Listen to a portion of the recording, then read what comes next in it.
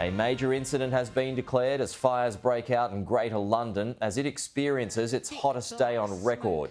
For the first time, the UK recorded above 40 degrees Celsius, the temperature maxing out at 40.3 degrees in Lincolnshire.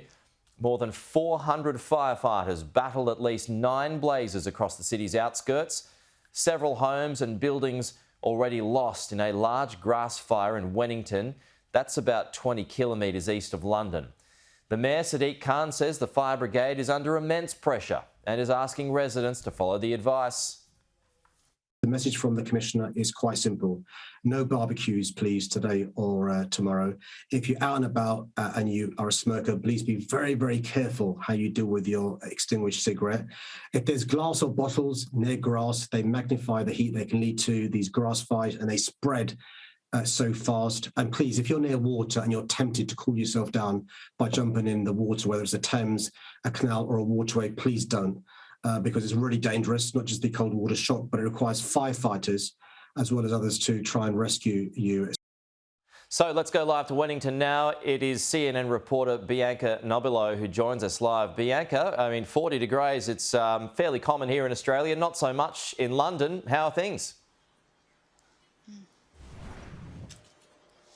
Not common at all, entirely unprecedented. And we've really been feeling and seeing today how this country simply isn't built for it. You know, whether it's the infrastructure of the rail, whether it's tarmac in airfields, it's melting, it's buckling because this country is built for a certain range. And upper 30 degrees into 40 is just so far above it. So there's been advice to everybody from the vulnerable to people who are fit and healthy, not to exercise, to stay inside, to wear loose clothing, not to travel if they can avoid it. And at the extreme level of all of this, we're seeing fires break out around London. There's one to the north, east and south of me. And of course, right now where I am, they've been battling blazes since about 2 p.m. in the afternoon of around 100 acres. And I've been speaking to people who have worked their entire lives to buy the properties that have now gone up in flames. They tried to salvage memories, but maybe were able to grab a teddy bear or a photograph. And some people who have even been watching their homes burn here, their childhood homes, on Sky News and calling their families saying they can't believe what they're seeing here. They're used to seeing it in California or perhaps Australia, but not here. So people are really shocked tonight, and it's a full system response. There are policemen here, ambulances and the fire brigade all working together to try and give people the support that they need. But they're really under duress here because today the London Fire Brigade completely ran out of fire engines. They didn't have any more to send to other fires, and we know that they just keep cropping up. So it really is a bit desperate for our emergency services here. It's evening there now, Bianca, but how widespread is the damage there? Do we know how many homes were lost?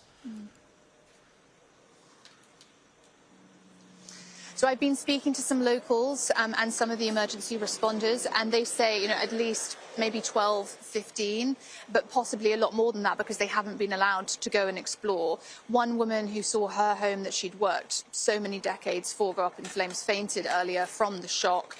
And I've been talking to people in the building opposite who are trying to rescue their animals. They're there with dogs, cats and birds, just trying to make sure that all the humans and animals are at least safe. And that is one happy thing I suppose I can report in this situation, that so far there are no human casualties, but the extent of the damage is yet to be quantified. And unfortunately, when they wake up tomorrow morning and dawn breaks, I'm sure what they see will be quite devastating indeed. Yeah, OK. Bianca, thank you very much for your time. We'll talk to you again soon.